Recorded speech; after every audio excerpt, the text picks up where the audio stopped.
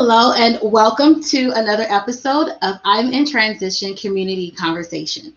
Our mission is to save lives from overdose by extending a hand of hope. Each week, we discuss analysis, methods, and resources that'll assist you on your road to recovery. I'm one of your hosts, Patrina Ray. Hi. Today's conversation is about childhood trauma and how it's linked to opioid addiction. We will touch on the topics of how to identify adverse childhood experiences, how is ACE, which is adverse childhood experiences, linked to post-traumatic stress syndrome in adults, and how emotionally self-medicating leads to addiction. I would like to start off by reading you all a poem. Alrighty? I won't always cry, Mommy, when you leave the room, and my supermarket tantrums will end too soon. I won't always wake Daddy for cuddles through the night, and one day you'll miss having a chocolate face to wipe. You won't always wake to find my foot is kicking you out of the bed, or find me sideways on your pillow where you want to lay your head. You won't always have to carry me in asleep from the car, or piggyback me down the road when my little legs can't walk that far. So cherish every cuddle, remember them all one day, Mommy, I won't be so small.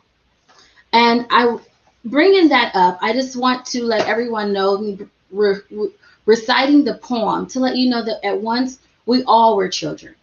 However, we do have to grow up. And today we want to talk about how our childhood can lead or link to some of our post-traumatic stress issues as an adult, and how it can lead to us using opioids and other substances and abusing them. Alrighty. I'm honored to have on our show today Mr. Mr. Rondé Brown. Okay. He is an alumni of I'm in Transition, who has applied recovery tools to overcome his childhood trauma and succeed on his road to recovery.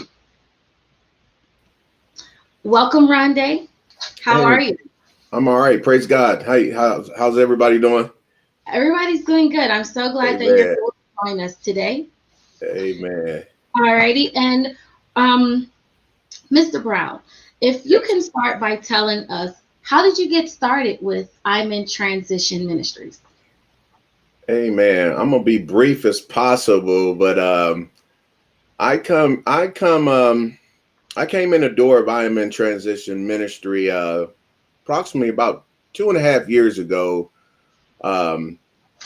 I tried to kill myself, come out of suicide. I had one of my family members talk me into coming up to Cleveland, coming back home, and to seek psych care, basically.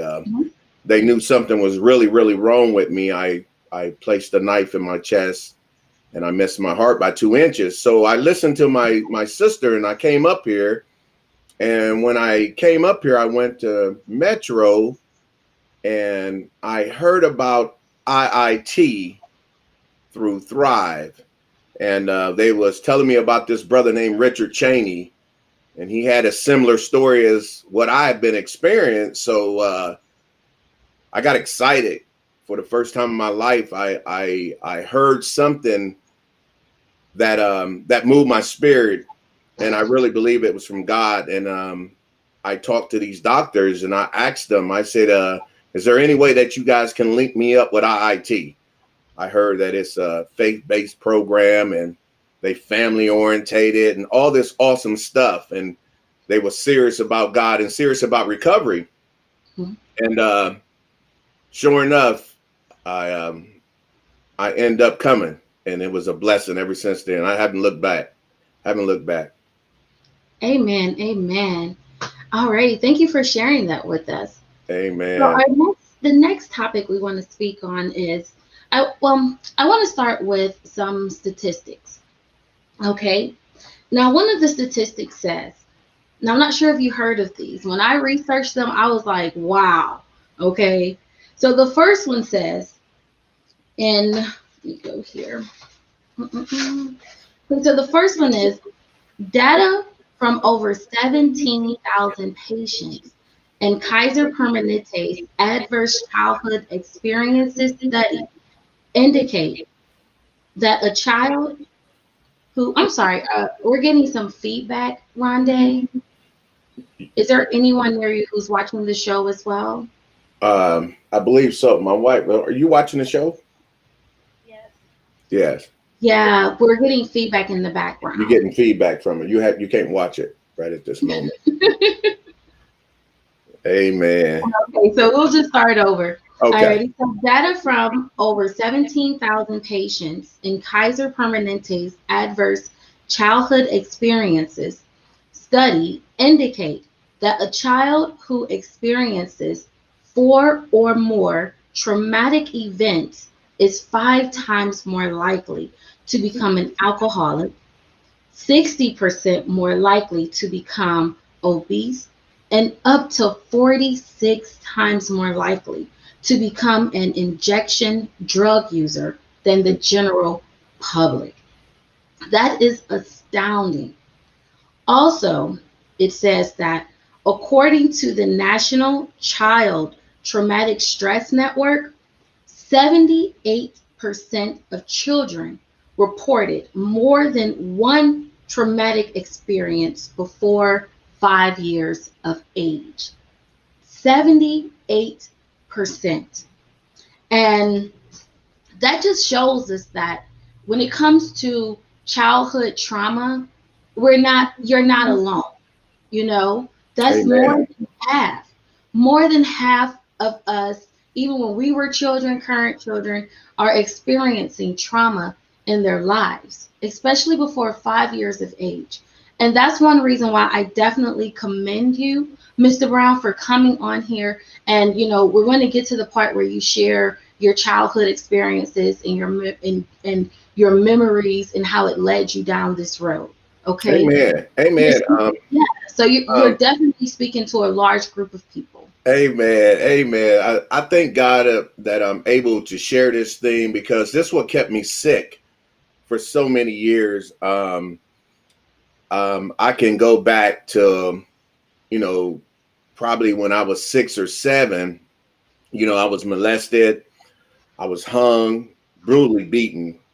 Whoa. And I never shared that with nobody. My mom, she had 14 kids and had a lot of sisters and brothers, but I never talked about that.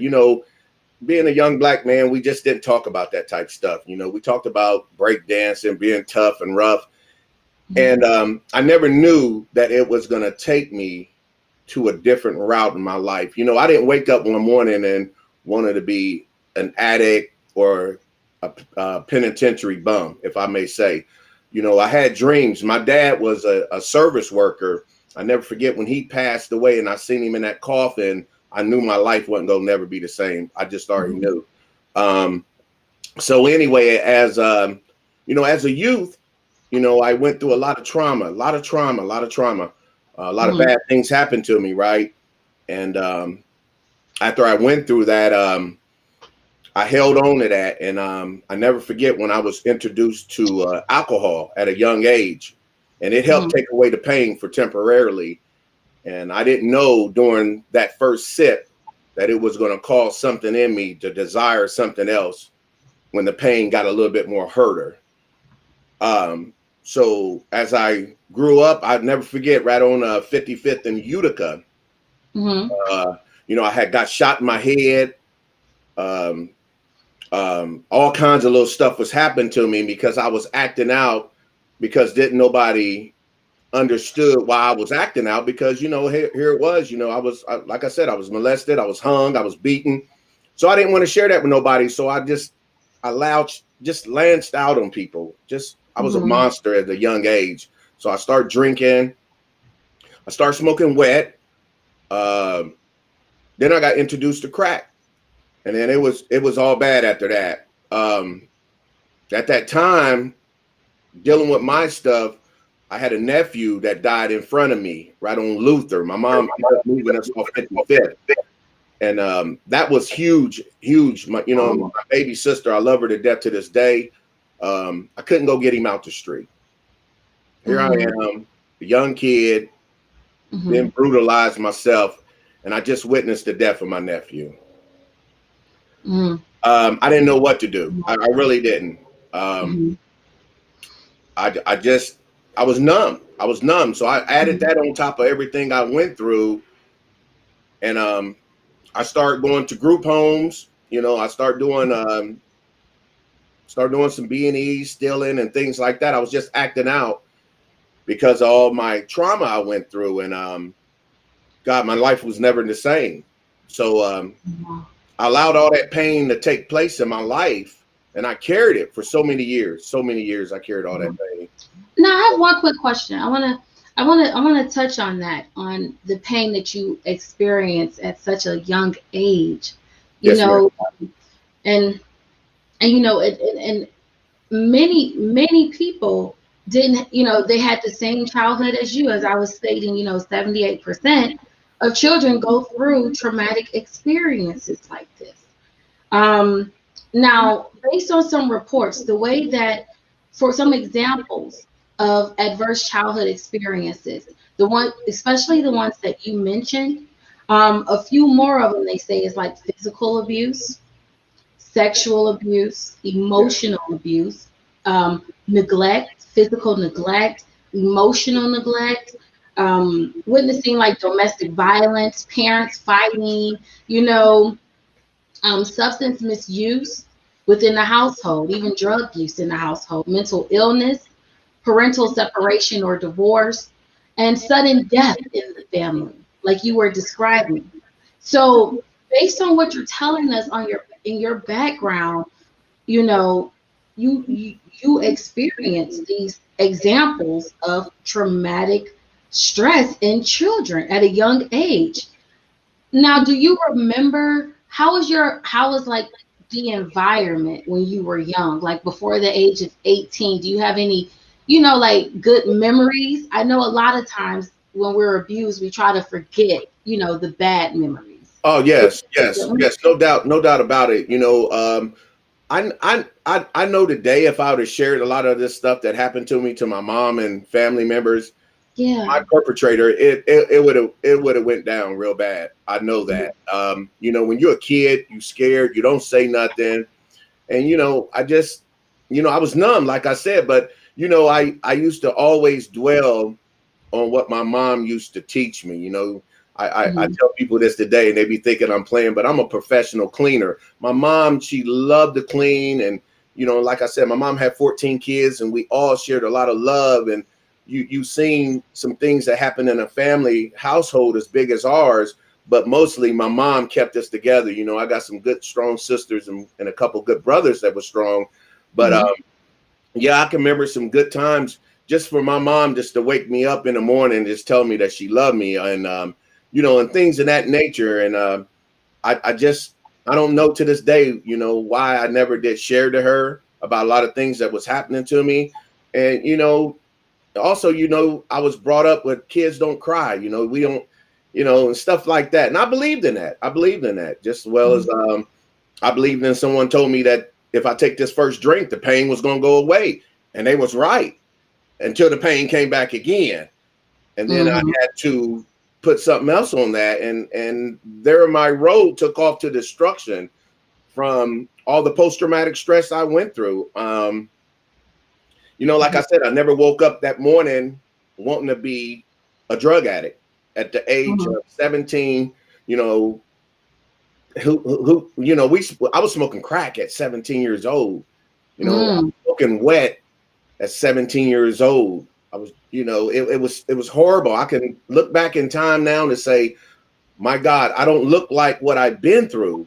The physical abuse, like you said, several of my sisters had different boyfriends, and they beat me, and I was a little baby, and they were giants, what I mean? Like, so, and I took all that to heart too, because mind you, I didn't have a father. So here I am, this little kid, and these giants beating on me. And I told myself, I remember having conversations with myself, and I told me, I'm not going to never let another man hurt me. And I meant that. I really meant that. And as I got a little older, you know, thank God I didn't pick up the guns and all that, but I knew how to fight a little bit. And I promised myself. And the sad thing about it was somebody looked like me hurt me. And when I was growing up in the, you know, 70s and 80s, you always heard, you know, watch out for the white man, this, that, and that. But no one white ever hurt me. You know, always somebody that looked at like me. When I got shot in my head, it was a brother that looked like me. When I got jumped, it was somebody that looked like me. So when I was a kid, 17, I'm like, you know what? I'm done. I'm done. I'm telling you, there's not another man gonna hurt me. And didn't nobody know that but me and God. So I carried all that pain, and then my road to destruction took off. Here I am, in and out of group homes, in and out of detention downtown in Cleveland. I'll never forget this one judge that gave me a break. His name was Judge Harris, but he seen some potential in me because I love to dance. My family will tell you that I used to dance. I used to cut a rug up really good, and I took a heed of that. You know, most kids that anything sexual or mental or physical abuse happened to them, they'll pick up a good trade that they real good in, even if it's, you know, painting or whatever. Mine was dancing. I mean, I could really, really dance. My sisters and them, they was telling my wife that the other day, like, Red Rundy used to dance, and I did. I didn't have to go there and just get drunk. That was my way also to relieve the pain I was hurting from everything that was going on. So, you know, my life took off for the worse after that moment. Okay, and you know, reports also say, I'm piggybacking off what you're saying, and it's true. A lot of statistics say that usually when there is some type of abuse with a child, it is through a family member. It's through somebody who is directly, you know, acquainted with the child, who the child has contact with, who the child can touch, who they can feel, they see on a daily basis. So everything that you are mentioning is exactly on point. And again, I do want to stress how important it is to know what, you know, the adverse childhood experiences are. So even if we are part of a family and we see one of our little family members, you know what I mean, they're experiencing this or they're showing signs of abuse, that we can grab hold of them, talk to them, and stop it before they do become adults. And then they start experiencing post-traumatic stress disorder based on childhood issues. And then now we have a whole nother wave of opioid use disorders in the next generations, because right now it's saying close to 80% of children are experiencing abuse at home. So think of how this can lead, or what this can do in the next 50 years. You know, the devastation it can have on our family members and on our community. Also, I know you said a lot of things took place before you were 18 years old. You spoke about your father and how hard that was for you, and that was like your breaking point when you said, "I'm never going to be the same." Wow, you know, when I think about it, you know, here I am, I'm 52 years old, right? And my dad looked so proud in that coffin, and I just knew, you know what I mean? I was like, you know, being young and being around folk at that time, you hear a lot of people used to say, well, you won't grow up to be nothing, or your family this, whatever. And, you know, my family wasn't really in real harsh poverty, but my dad, you know, I never knew a lot about him, but because I was young when I seen him in the coffin. As soon as I seen that, I seen this distinguished man, you know, like, my life ain't gonna never be the same, man. It's all bad for me. I knew right then and there, and it wasn't nothing else I can do about it. So after I went through all that pain and suffering, I didn't have no outlet. So Right. a lot of my friends at that time, we used to just go do, like I said, we used to break in cars. We used to do some real bad stuff at a young age. And when your kids out there doing stuff like that, there's a reason behind that. I didn't wake up Yeah. one morning talking about I want to go break in somebody's car or Mhm. steal their Cadillac Emblem. We used to steal the Emblems, right? And a lot Right. of my other buddies didn't know, it was just worth nothing but destruction. I wanted to hurt people, and I didn't know that as a kid, but I know it now.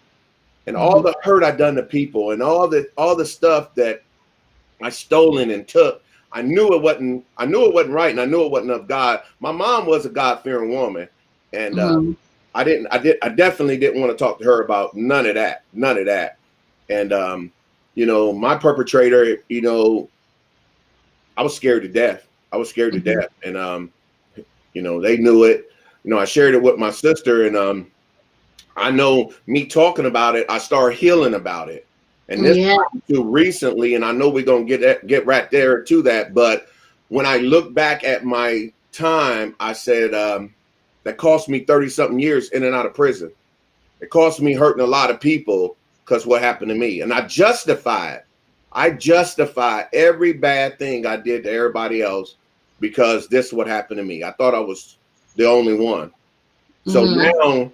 now, I look back on that and I don't have an excuse. I don't have one to hurt me or hurt someone else, if I may say that.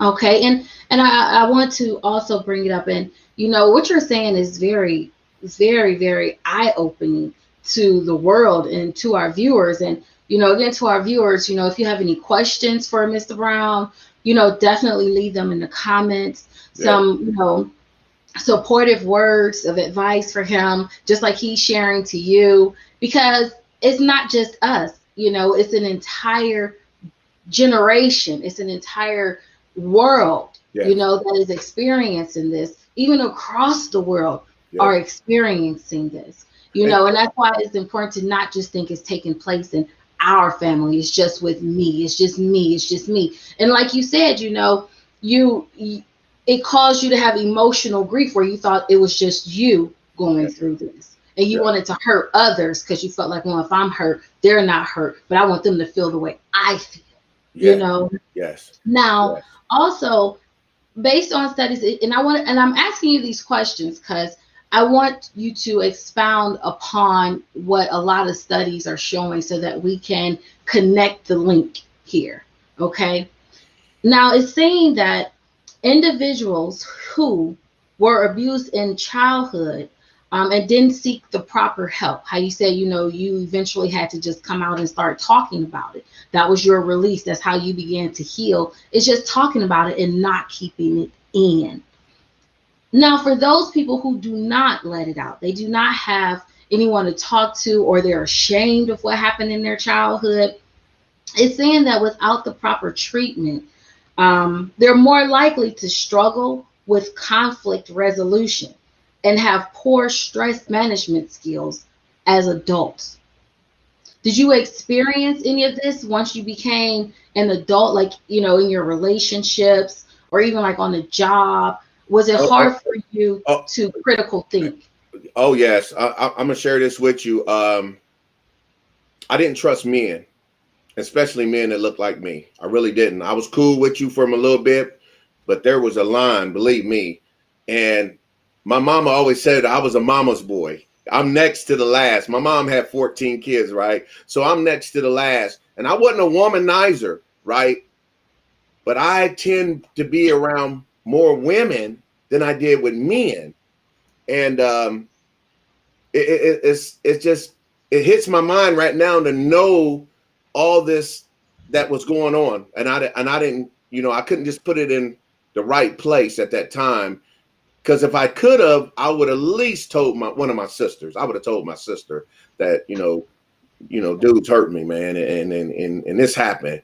It wasn't recently. It wasn't until just recently I told one of my sisters what happened to me, right? So they can understand who Rondi really is, because No one knew who I was. My family didn't even have a contact with me because I'm in and out of prison, right? I'm in and out of juvenile homes. I'm in and out of, and I'm smoking crack. I'm doing all this stuff at a young age, 16 years old. When crack first came out, and it was like, I didn't want to feel that way no more, but it took the feeling away. It took that pain and hurt away. So now, like I share my story now just to let people know that they're not alone. There's different avenues to take. Like I said, I could have said some things to my mom or whoever else. I could have sought a little bit more help at a younger age, but I kept my mouth closed and I took it all the way into jails. Then I had all these images of wearing a mask. I used to think I was a Bengal tiger, and then I had to play that role. I had to work out. I had to get really ugly. I share this a lot of times. I'm more spiritual than anything. Everybody that knows me, they know me. I love the Lord. I know God really delivered me from a lot of things that I've been through. But, I go to the rooms today just to check me, to let me know where I first come from, and I identify myself as the first member. I always identify myself knowing that I was just right there, even though I'm sober and clean a couple years. But I remember the pain, and I can see it in a lot of people today, and they hold on to that. People don't want to talk about that, and especially us of men of color. We don't want to share what really is the issue. See, there's something behind the drugs and alcohol. That ain't the problem. It's my thinking, it's my behavior. So what caused all this? Then I remember getting brutally beat because I had F's on my report card, and I don't want to say my perpetrator name because I know my family my family might watch this, and it was their dad. You know what I mean? But one of my niece, me and her, I was going to Margaret L school. I remember in kindergarten school where I took one of the F's, a couple F's, and I made him into B's. And I got my flesh beat off me. And my niece looked at me and she was like, Rundy. And I was like, I numbed up already because everything else is going on anyway. So I didn't care. I'm like, okay, whatever. And I took that until my teenage years. And, I didn't talk about it. Just like you read them statistics, they're totally accurate because there's a reason why your children act the way they act. Believe me, your kids will tell you what's going on if you pay attention. Like I'm so shocked with the world today, how we get so caught up. We don't pay attention to our kids at all. But there's a lot of that stuff still going on. So that's why I'm just so open to share my story, to let people know that you're not alone and you can come over this.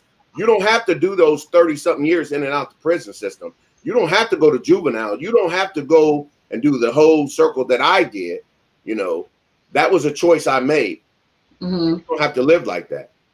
Okay. And yes, definitely, you don't have to live that way.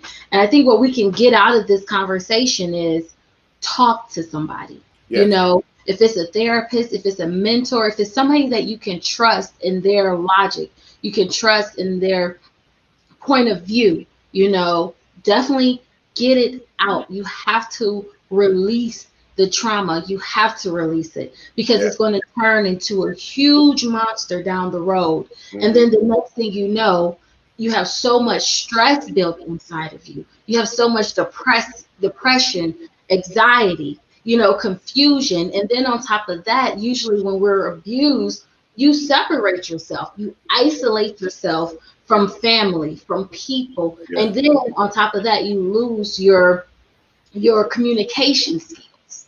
So then you don't know how to communicate how you're feeling to anyone because you've isolated yourself for so long. The best thing to do is to hurry up and get it out. Hurry up and tell somebody what's going on before it escalates. Because once it escalates, it becomes a huge, huge barrier to overcome, and therefore it leads us to, like I said, cancer, because cancer has been contributed towards maybe some childhood abuse. Chronic illnesses have, And then on top of that, I want to get to the part where we start to self-medicate ourselves. Like you said, you started off with alcohol and it worked for a little while. It Then worked.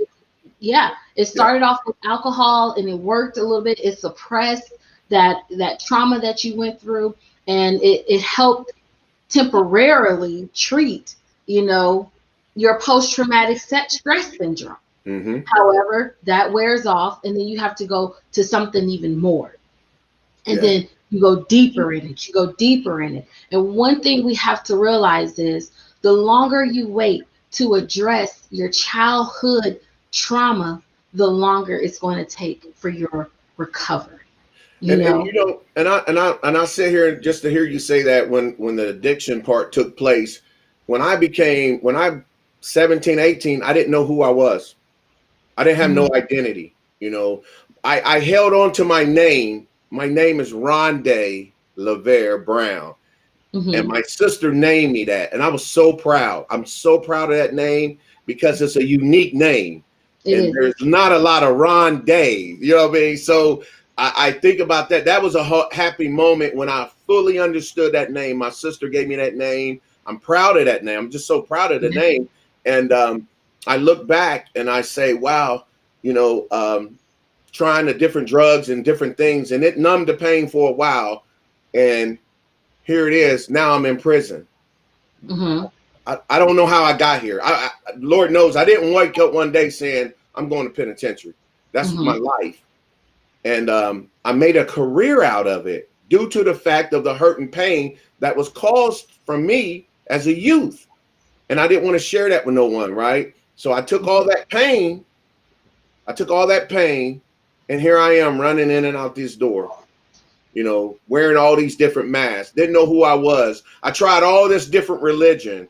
I tried everything in our, one of my setback from my trauma was my memory. A lot of my memory Yeah. loss because I had suppressed. I Mhm. learned how to suppress this stuff as a kid. So when I went to prison and jail, it wasn't hard at all for me because I knew how to go to that place in my mind to suppress it Mhm. where it didn't affect me what I thought. So from there, and yes, you're right. Here it comes. Here come the addiction part of this thing now because Mhm. I started doing different drugs, um, in and out of jails, in and out of different relationships. Didn't know how to. I self-sabotaged so much. People just didn't know who I was because I wouldn't talk about this stuff. You know, Mhm. one time I had questioned my sexuality. I was sitting here tripping. I was like, well, I know I'm not attracted to men at all. So I thought that's why I wasn't even institutionalized. That's why I kept going back to prison. And I used to tell my dudes that. They say, man, why you keep running in and out this door? You know, you Mhm. like coming in here, you love. And I'm like, nah, I'm not institutionalized. Well, I was the worst kind because I didn't even know I was institutionalized. I You didn't. justified that act. So yeah, here it is. Now I'm full blown. I'm full blown addict now, about 18 years old. Before I go into the big house, you know, I'm at that time that was cocaine and drugs was at its purest forms. I'm talking about the 80s, Mhm. and no one ever told me if I took another one of those, I'm gonna end up doing a 5 to 10. You're gonna end up doing 5 years, man. And Mhm. it didn't matter to me if I did 20. Or whatever. I'm already in hurt and pain. I don't care. I'll go. So So you were doing time, and when you say that, it hit me because I'm looking at how time has changed. You yes, know, when you were in the 80s and you were abusing substances, it caused you to do break-ins, illegal activity, right? But yes, when ma'am. the root of that was your addiction, Yes, correct? yes, ma'am. So did you ever go to jail based upon them finding drugs on you? Did you ever get into the world where maybe, you know, this is what I'm doing? Or was it mainly the results from or the actions It from was you it was being addicted? mainly from the action of me just going out and doing what I did because I didn't want to be that type of person that's on the corner selling it. I'm out here now. I'm really enraged. Mhm. I'm a lion, if you may, because now I got something to trigger me real good to act out. I wanted everybody to hurt the way I heard it. I'm being honest. It's just recently, and this is by the grace of God. I thank God for IIT and Brother Jason and Sister Jennifer Calloway, because I'm telling you, I was at a point in my life a couple years ago that I wanted to dig my perpetrator up, right, and do something to him. So, when I came in here, and I know I'm jumping the gun a little bit, but when I came into here, I had finally had the desire to release that and be delivered from that thing, because that thing consumed me. I'm talking about, some people know I'm radical when I come to praising God and all this thing. But when I look back at my history and my story, my testimony, what God really brought me through, I got a bullet wound still in my head. I should have been brain dead, right? I had been stabbed in my face with all kinds of stuff. I don't look like what I've been through. When I get excited about God because of true deliverance, I tried everything. I'm telling you, when I say I tried everything, from bombing fluid to ice to Rastafari, everything. I tried it. NACABA, I tried it all. But when I asked God to really take this pain from me that my perpetrator did to me, when I really released the hurt and pain that I had for my father for dying on me. See, it was some issues. It was some of that stuff that as a youth, I carried all the way up to an adult. Now, if you can really take this and I let it go, would you work with me? Would you work with me? Would you help forgive me for all the stuff that I done to folk and robbing and all this stuff? Because I didn't want to do that. Lord knows I didn't want to do that. And when that happened, you're talking about a breakthrough. You hear a lot of, I say believers, I don't use, I don't want to be too dignified, but when you get really saved and you get really full of God, when you get full of Jesus, I'm telling you, it changes your life. When I put this thing in motion and activate the same way I was going hard out there, hurting people, allowing my mindset to be consumed by all the evilness that was going on. I use that same force for God. And I said, God, you know what? I don't hurt no more. And I ain't got to live like that no more. And I ain't got to justify, right? Keep hurting people. Because hurt people. And I was done, coming out of prison and I'm blowed up like, oh man. And you get in the business after I get one in me, I'm tearing up everything. I'm tearing, people didn't want to see me coming because they'd be like, oh God, here come running. Oh, we're gonna have to kill him. He's gonna, and that's the monster, the mask I wore for so many years. But it was the issue because didn't nobody know my past. It was a story behind this, because don't nobody wake up to be a drug head. Nobody wakes up to do that. There's some hidden issues going on. So when I got to IIT, like I was sharing with you, when I was on the 8th floor, and I had to get medicated first. I really did, because I was all messed up, because I missed my heart by 2 inches. I was done hurting people. I got to a point in my life, and I really meant this, and my sister and my family and them knows this, that I wasn't going to hurt nobody else, and I didn't want nobody hurting me. I'm done. I'm in and out of penitentiary, 30-something years. I felt I was a loser and lost everything. So this moment was the breaking moment of my life, because see, I didn't try to kill myself. I was going to kill myself. Yeah, I was done. So I never forget it. I was walking through this dark alley, and I was literally having conversations with the devil. You can call it the evil force or whatever. I remember the conversation I had, and it was so real that, we was just literally talking. We was talking, and the enemy told me, you've been hurt. Ain't nobody gonna understand you. You a loser. You done lost everything. You keep hurting people, and somebody gonna kill you.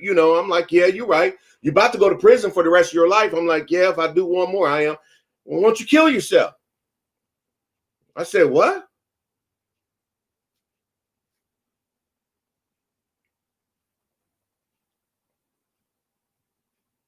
No, I can't hear you.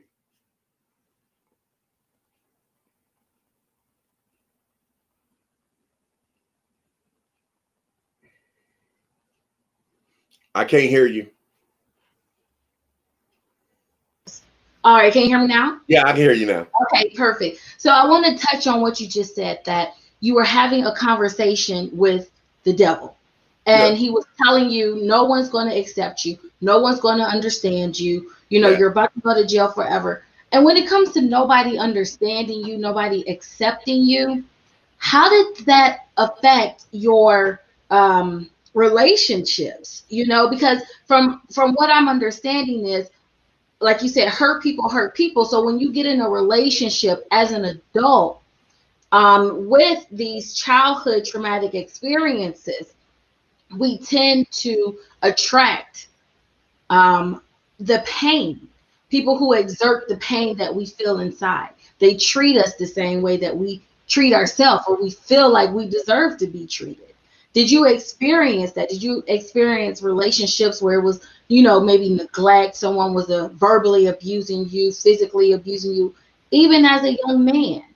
Yes, I did. I did that. I could recall a couple relationships I had like that, and it was due to the way I was feeling. I felt that's the way I should have been treated, you know, and I Right. accepted that. Mhm. I remember my sister used to tell me that all the time. It's like, you know, you're a good man. Well, why you go through what you go through? And Mhm. I self-sabotage something, like, you know, or I didn't really believe that no more. I just couldn't believe it, right? Mhm. And I look back, yeah, you're right. I remember I had a relationship and I worked at the state forest.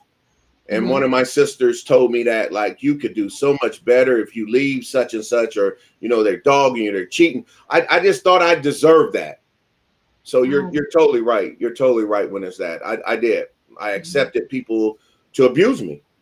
You accepted And, the abuse. and- right. And Mhm. you know, it's very rare you hear that from a man perspective, because It a is. lot of It my is. friends growing up, you know, they used to say, man, you got a couple gore, you got to, and I was like, nah, man, I really don't, Mhm. you know, and I was okay with that. I was really okay with that at that moment. Mhm. And it was just so much trauma that when you're that young and you get that abuse, and you don't tell about it and you think you're worthless. So I went Mhm. all these years thinking that, and that's a lot of years. You're talking 30 something years that I Mhm. really believe that, you know. And I tell you, I just can't say enough about IIT. When I got here after coming from the mental hospital, right?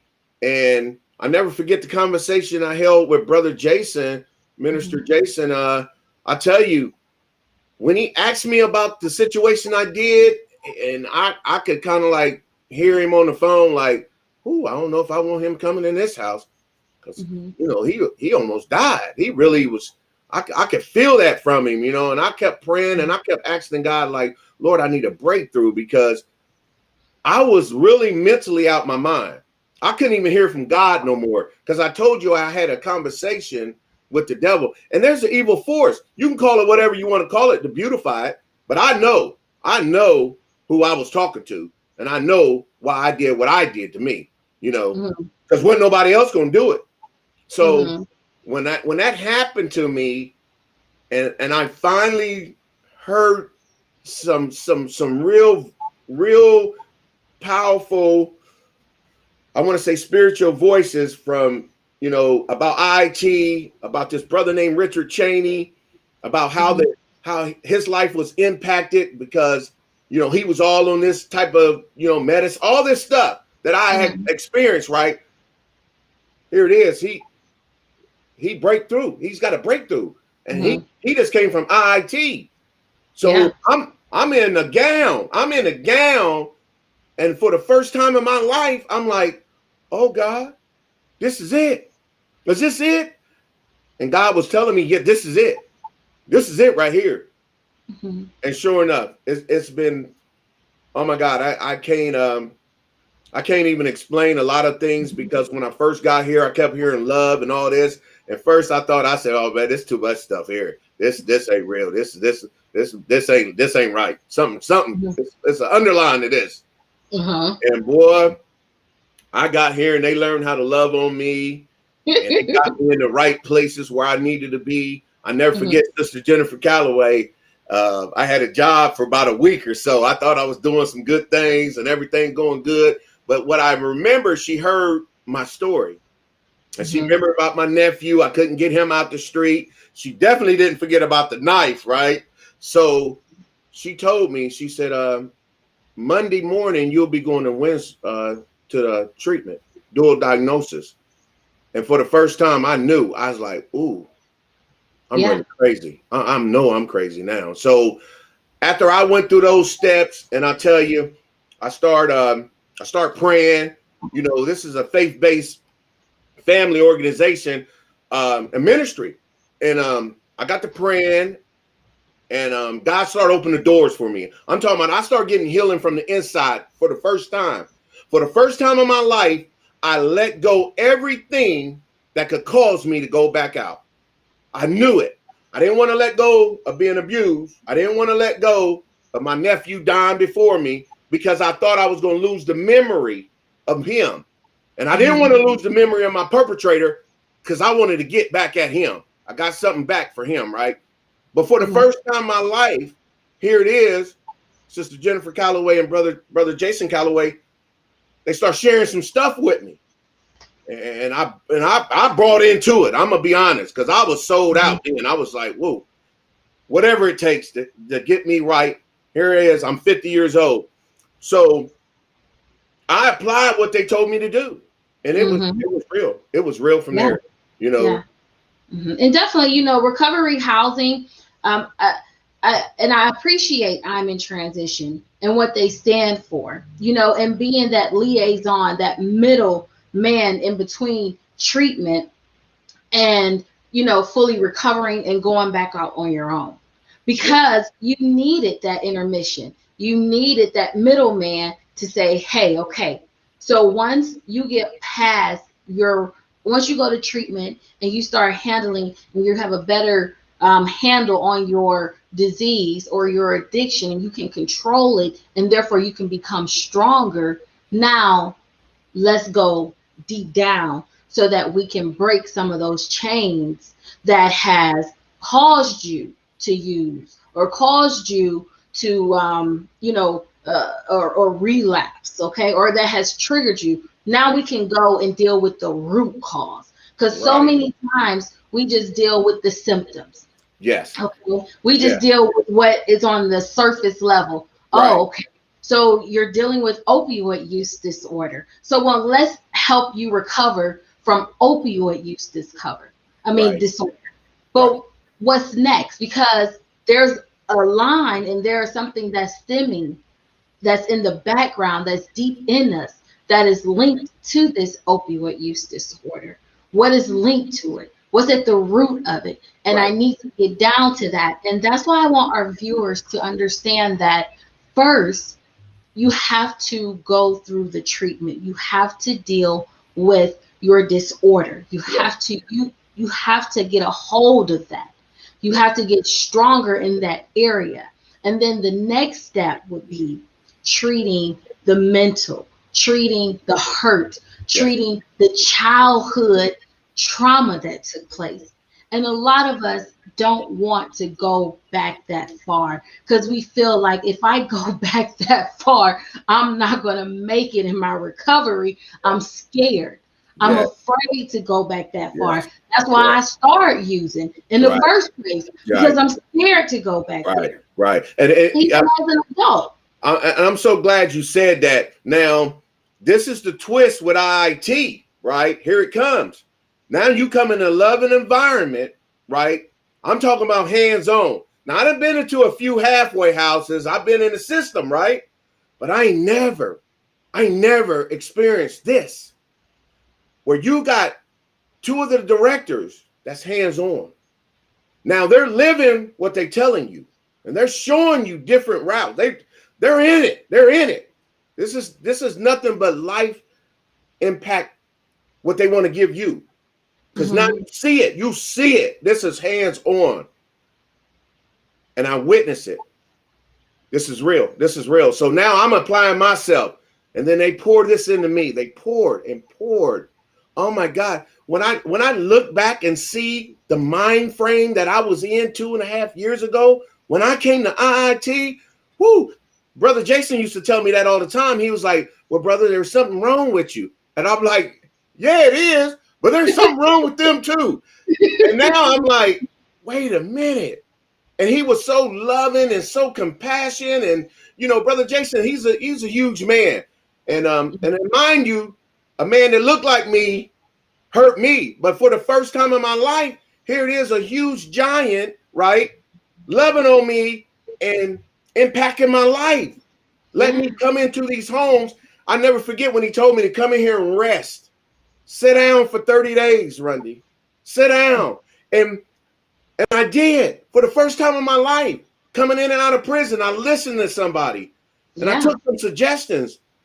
Now, after I rest, he wanted to put me in the right position, in the right places to say, now you got to go deal with this stuff. Even though we faith-based, we love the Lord, but that stuff back there, and I'm glad because now I was able to go and talk about it. I thought it was too taboo. I'm in the places, I'm talking about it, I'm sharing my story. Now I come to find out I'm not unique. Here it is. There's a whole lot of people in the room. Same thing happened to them. So now I'm part of the solution. What do I want to do to be better? I don't want to hurt nobody no more. I don't want to kill myself no more. I'm not going back to penitentiary. So what do I do to be better? And I never forget Sister Jennifer when she got sick. You know, it's still to this day, it troubles my heart and it keeps me moving. She said, Randy, if you can stay safe and sober, I'm going to be all right. And when I said earlier about they get so personal, it's a family unit. And for the first time in my life, I'm in a setting where there's family and I ain't getting hurt. I can be real. I can be real with myself. I'm stripping away all this negative image, right? I'm being pure and I'm being honest to who I really am. And it's okay. You know, we cry together. We have fun. We do family stuff. And ain't nobody getting hurt. You know, we might argue what we do in family. But for the first time in my life, I ain't getting hurt. I ain't getting put out. I ain't getting ran through the mud. You know, I'm hearing people tell me, I love you and I believe in you. And I'm here to support you in any area you want to go. And you stay right here until you get it together. And when she said that to me, I'm telling you, you know, I vowed to myself, I said, you know what, God, I'm going to do everything I can do to give back. And God kept telling me, just share your story, Randy. You keep it simple. And no matter what, don't pick up. You know, and so I'm just so excited today. I really am. You know, you know, we have morning devotion in IIT. Like I'm alumni still, but I'm so much involved. They'll tell you, I'm hollering now because I get excited for real, when it comes to the things of the Lord and God, because it's true deliverance. I have experience. I went and dealt with my issues. That was good. Then I let God come in here and deliver me and got me all cleaned up. I don't look like what I've been through. I thank God. I didn't want to talk my history, but I was a 2-year IV user, right? From that pain and hurt. And, you know, I could have been out my mind, and I was dealing with some ice. They call it meth. That's the generic form. But I was dealing with some stuff. I should have been out my mind. And Brother Jason was telling me this one day. He said, man, you have to ask God to renew your mind. Ask him to deliver it and renew it. And I'm telling you, he'll give you what you ask for. And so when I start praying, I believe God, and he started delivering my mind and renewing my mind. Because as you know, meth kills your brain. They say weed and all that does, but that ice, it kills your brain. You be literally paranoid, all that. But I thank God I listened, and he got me activated into the church. He said, you got to go in there, man, and be, you know, be responsible and going in there and, you know, pray and believe God. And I listened to someone that looked like me that hurted me, right? But didn't want nothing from me, but for me to get better. This brother wanted me to do nothing but get better and impact our community. Well, I don't got to have to commit this crime and commit this act no more. So like I said earlier, I don't have an excuse to get drunk or high. My pain issues, God's delivered me. We took care of it. Now we share the story. You know, iron sharpen iron. We praying and hope that somebody can get reached from the story to say, I'm not alone. And what do I do? For the first time, you just start talking about it. You know, you can seek some help. And then You come on in with IIT and let us get this Lord on you. Let us shower you with the Holy Ghost. And you come on here, let us love on you, and we can deal with these issues. Because here in this family setting, we deal with all kinds of stuff. You know, we deal with trauma. We still deal with all that stuff. And we deal with people that come in and like me now. Now I got to love on people that I used to be like, just like that coming in the door. I was a hot mess.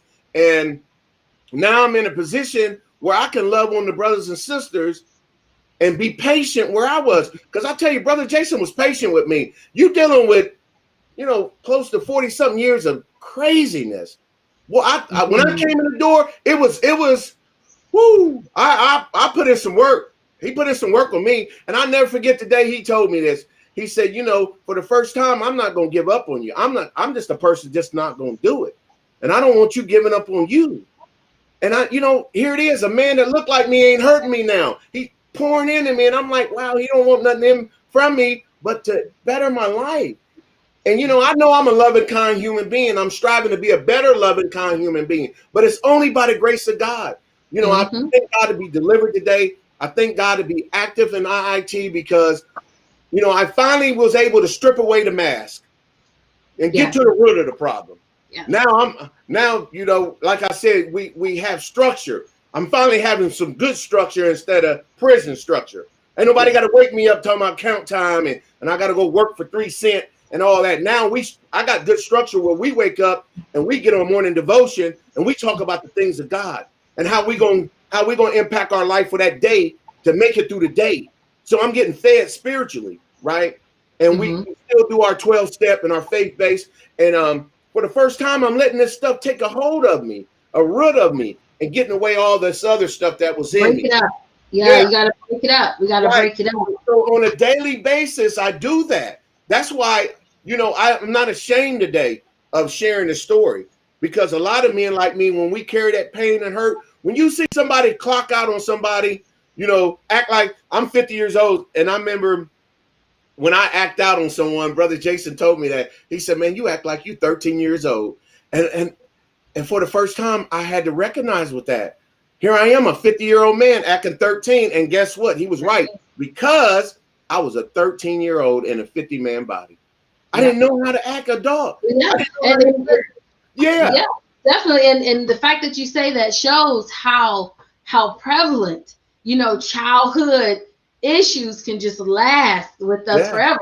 You're 50 years old, you know what I mean? And certain aspects of life cause you or situations cause you to revert back to being 13 years old.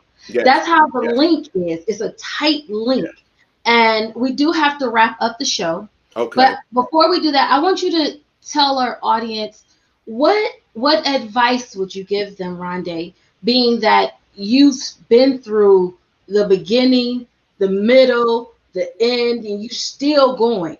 Being that a person where you have experience with this, you know what I mean, in all facets, from the physical abuse, the verbal abuse, the sexual abuse, the prison, you know, the opioid use, the drugs. You've touched every childhood traumatic experience, okay, that there possibly could be. What advice would you give our viewers, you know, who are struggling with this? If you can briefly give them some advice. Hey man, I'm gonna really try to wrap this up. I'm saying for the first time, if when you sharing and you being dead honest, and you can allow them negative image to be stripped due to the past, and you can start talking about it and know that you're not unique. Know that, you know, this happened to a lot of other people and there's help. So when you on that road of getting help, you know, reach out and talk about it. It sounds taboo, but it does work. I'm telling you, it works. I'm a living witness. You know, my prayer is that God allow me to have some results about what happened to me. And he has showed that. You know, here it is now. I'm 52 years old. I'm a married man. I love my wife. 2020 has been the best year of my life. They talk about Corona, but I'm telling you, IIT, the Lord, you know, my family. Hey, listen, I started speaking out on this stuff and I started getting healed from me. I started talking about it to my sister, Brother Jay, anyone that would listen. And the more I shared, the better I became. And I had told myself, I'm not going to allow X and nobody else to have power over my life. You don't run me no more. And that disease, you're not going to have power over me no more. No more. So what do I do for it don't to have power over me? I love, man. I love, because that was stripped from me. It's taken from me. And once I started loving, man, my life has been impact. And then now I'm striving, I'm going things, just moving through things now because of the love of my heart. And I got better. Yeah, I went through the medication, then God renewed my mind. I got better off that. And then God healed me. And then it was the more I wanted to strip away, God gave me more. He opened up the doors. He made it possible for me. So to me, if someone can just talk about their issues, it'll save them from going in and out of juvenile, in and out of prison, and then go get the right help. And then definitely you seek men and women of God, IIT, and let us come and love on you. I'm telling you, and it works.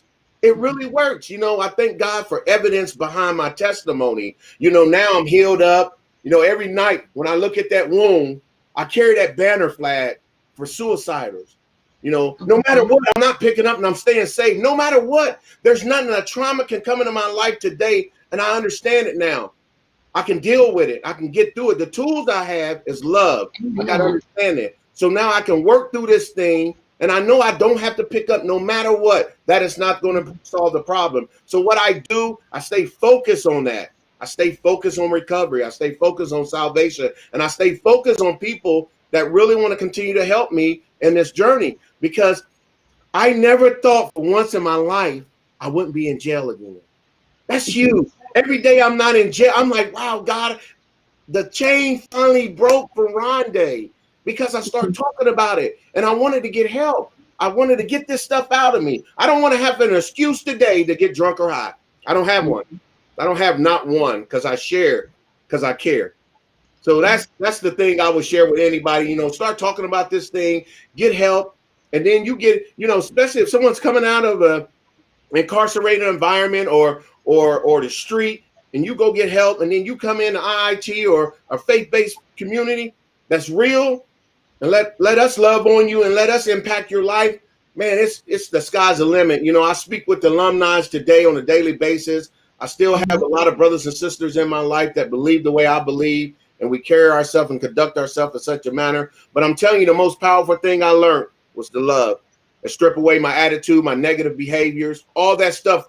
You can't mix oil and water and love and hate. See, I had so much hate in my heart for so many years, I didn't know how to love. Now I know how to genuine love. And love is care, giving back. I give back to the community. I just go out there and stay safe and sober. I ain't robbing nobody today.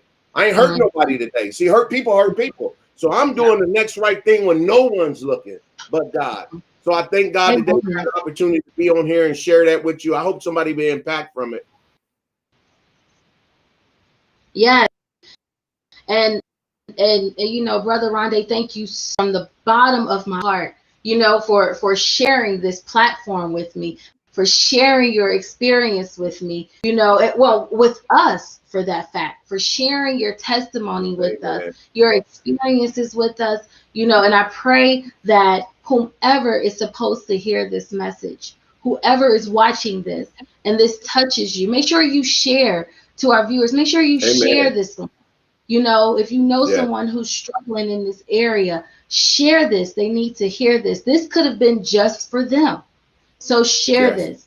I do want to thank all of our viewers. Again, Rondé, you are exceptional. And we want to commend you and let you know how proud we are, you know, where you stand on track and staying diligently. And, you know, all of this you went through, it could have been for this moment, you know.